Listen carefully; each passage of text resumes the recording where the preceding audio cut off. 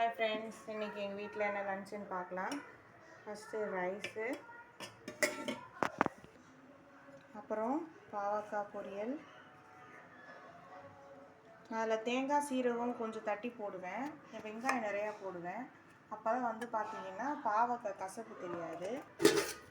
அப்புறம் பார்த்திங்கன்னா சாம்பார், முள்ளங்கி, முருங்கைக்காய், அப்புறம் பார்த்திங்கன்னா பலாக்கொட்டை.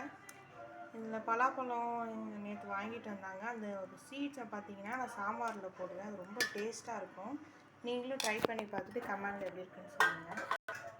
கடைசியில் பார்த்திங்கன்னா எல்லாருக்கும் பிடிச்ச மாங்காய் பச்சடி.